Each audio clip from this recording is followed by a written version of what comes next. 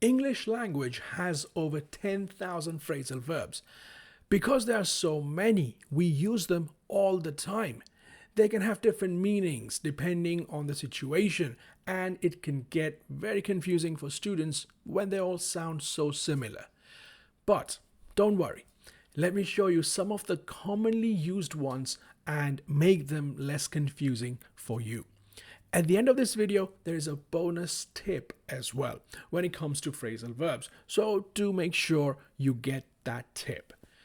So very quickly, what is a phrasal verb? Phrasal verbs look like this. They're typically made up of a verb and a preposition. Simple, right? So you can have look up, look for, look after, look into, and many others. Look is your verb, and for, after is your preposition. Okay? Now there are many phrasal verbs with the verb look, the action of looking. And this can get confusing because depending on the preposition followed after the verb look, the meaning changes completely. So let's take a look together. When we look for something to look for, we are trying to find something that is lost. Like, I'm looking for my keys. Do you know where they are? You are looking for something that you have misplaced or lost. But if you look up something, then you are trying to find information. It could be looking up something on Google or YouTube, or even in a book or a dictionary. Like, I'm always looking up new words in my dictionary for my students. Now, if you look up to someone, you admire that person or you respect them. Maybe this is because they are successful or that person is like a role model for you. Like, many people look up to Barack Obama because of his communication style. But if you look down on someone, you consider this person to be inferior. You think they are less important or not worthy of your respect.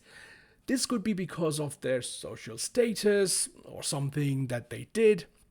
So this has a negative connotation. Like, my boss is arrogant and he looks down on people with less experience. Be careful when using this particular phrasal verb because of its negative connotation, okay?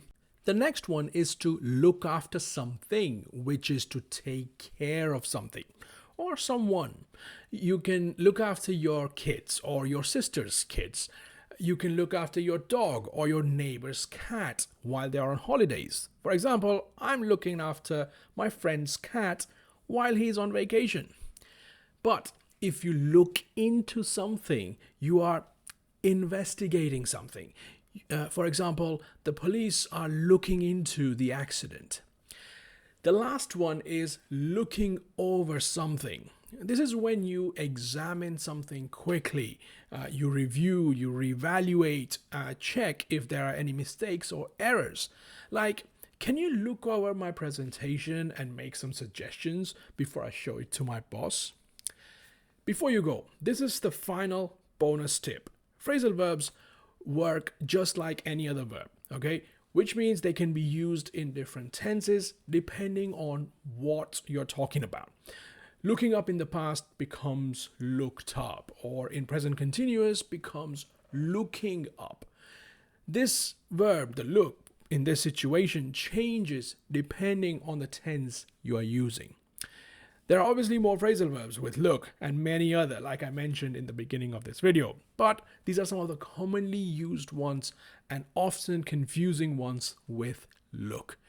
Make sure to like and subscribe so you can watch future videos to keep improving your English. See you in the next one.